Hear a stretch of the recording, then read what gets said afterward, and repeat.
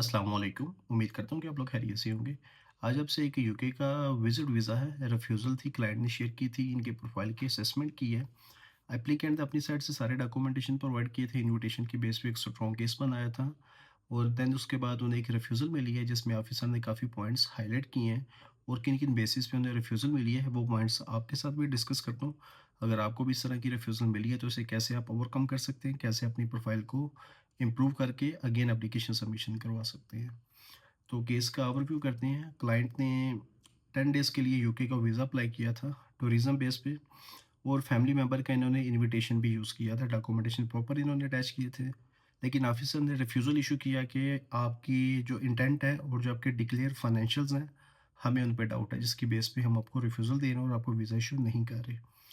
और इसमें जो ऑफ़िसर के मेन कंसर्न थे, ऑफ़िसर ने फ़र्स्ट ऑफ ऑल ये नोट किया कि एप्लीकेंट ने मेंशन किया था कि वो सेल्फ एम्प्लॉयड है और उनकी जो एनुअल इनकम है वो 4.6 मिलियन पीकेआर है।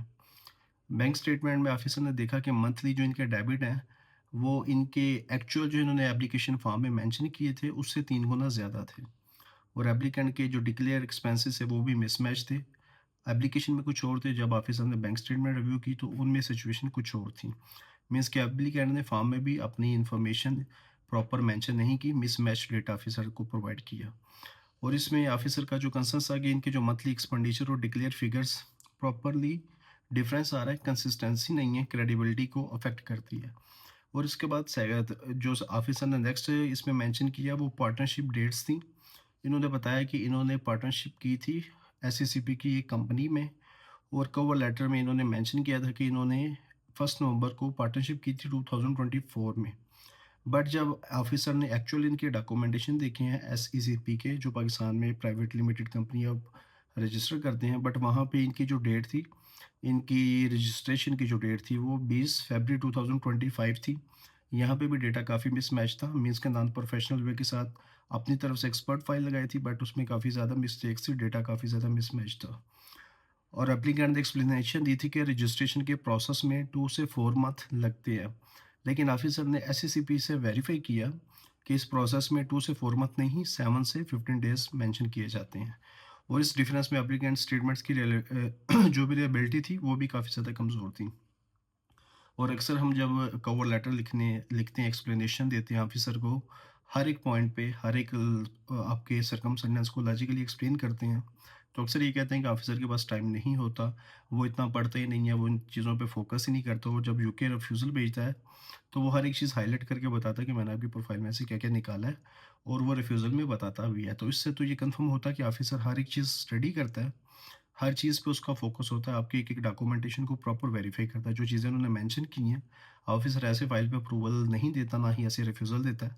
आपकी प्रोफ़ाइल की अगर एलिजिबिलिटी नहीं कंप्लीट तो डेफ़िनिटली वो आपको रिफ्यूज़ल देगा। और इसके बाद इन्होंने फाइनेंशियल्स को एनालाइज़ किया ऑफ़िसर ने। इन्होंने बिज़नेस अकाउंट की स्टेटमेंट प्रोवाइड की थी जिसमें क्लोजिंग बैलेंस था 4 लाख और पर्सनल अकाउंट की इन्होंने स्टेटमेंट दी थी जिसमें क्लोजिंग बैलेंस था 2.9 मिलियन, मीन्स के 29 लाख। और डेबिट इन्होंने किए थे 6 मंथ में 18 लाख, जो कि ये डिक्लेयर करते हैं कि हमारे मंथली जो डेबिट्स हैं वो 3 लाख है, तो उससे भी काफ़ी ज़्यादा इन्होंने किए थे। तो ऑफिसर ने इन पॉइंट्स पे काफ़ी रीज़निंग इन्हें रिफ्यूज़ल भी दिया, डेटा मिसमैच था, फाइनेंशियल मिसमैच थे और बिज़नेस की जो डिटेल थी वो भी मिसमैच थी। तो इस पे जो ऑफिसर ने फाइनल डिसीजनिंग रीज़न क्रिएट किया है, एक तो इनकी फाइनेंशियल सिचुएशन एक्यूरेटली डिक्लेयर नहीं की गई थी और इनके अलावा बैंक स्टेटमेंट और एसएससीपी का जो रिकॉर्ड था वो भी प्रॉपर प्रोवाइड नहीं किया गया था और ऑफिसर ने इस बेस पे एप्लीकेंट के जो जेन्युइन विजिटर वीज़ा का इंटेंट था उसे भी क्लियर नहीं किया। इन्होंने इन्विटेशन भी यूज़ किया था फैमिली मेंबर का, उसकी बेसिस पे भी ऑफिसर ने रिफ्यूज़ल दी है। तो अक्सर जब भी आप फाइल लगाएं तो हर एक चीज़ को प्रॉपर मैनेज करें। फर्स्ट ऑफ ऑल अपने पर्पस को, अपनी फाइनेंशियल्स को और जो आप बिज़नेस या जॉब के डॉक्यूमेंटेशन देते हैं उसे वेरीफाई करके अपलोड करें। अगर आप ऐसा करते हैं तो डेफ़िनिटली आपको वीज़ा इश्यू होता है। और ये पूछ रहे थे कि नेक्स्ट हमें क्या करना चाहिए? तो प्रोफ़ाइल तो असेस की है, साथ ही ने गाइड भी किया है कि आप फर्स्ट ऑफ ऑल अपने एसएससीपी और एफबीआर के जो डॉक्यूमेंटेशन है, उन्हें प्रॉपर मेंटेन करें, उनके प्रूफ अटैच करें, उन पे एक स्ट्रॉन्ग जस्टिफिकेशन बनाएँ। बिज़नेस और पर्सनल जो आपकी बैंक स्टेटमेंट है, उनमें हर एक चीज़ मैनेज करें। एक्चुअल जो आपकी एक्सपेंस है, एक्चुअल जो आपकी इनकम है, वो ऑफ़िसर को प्रोवाइड करें, क्योंकि वो सारी चीज़ें आपकी बैंक स्टेटमेंट में वैसे ही मिल जाती हैं ऑफ़िसर को। और कवर लेटर को काफ़ी ओपनली एक्सप्लेन करें, जो चीज़ें आप मेंशन कर रहे हैं एप्लीकेशन फॉर्म में, अपने पर्पस में, अपने ओवरऑल सर्कमस्टेंसेस में, हर एक चीज़ ऑफ़िसर को प्रिसाइज़ली करके बताएँ कि आपका बेसिकली इंटेंट क्या है यूके आने का। तो ये चीज़ें आप प्रॉपर्ली डिक्लेयर करेंगे तो होप सो आपकी जो एप्लीकेशन ऑफ़िसर इसको एक्सेप्ट भी करेगा, अंडरस्टैंड भी करेगा और इस पे आपको पॉज़िटिव रिस्पॉन्स भी देगा। तो इस तरह के मल्टीपल रिफ्यूज़ल्स हम डेली बेसिस पे देखते हैं और जो ज़्यादा एजुकेशनल होते हैं हम उस पे वीडियो भी बनाते हैं और आपको इसलिए गाइड करते हैं कि अगर एप्लीकेशन आप खुद बनाते हैं तो आपने किस तरह की वर्किंग करनी है। अगर आप नहीं कर सकते तो आप सर्विसेज ले सकते हैं। रिफ्यूज़ल से बेहतर है कि आप प्रोफाइल की असेसमेंट करवा लें। आप काफ़ी चीज़ें इंप्रूव करके अपना वीज़ा एप्लीकेशन फाइल कर सकते हैं और अपनी रिफ्यूज़ल को ओवरकम करके अप्रूवल की तरफ जा सकते हैं। तो इंशाल्लाह आपसे मिलते हैं नेक्स्ट वीडियो में। अल्लाह हाफ़िज़।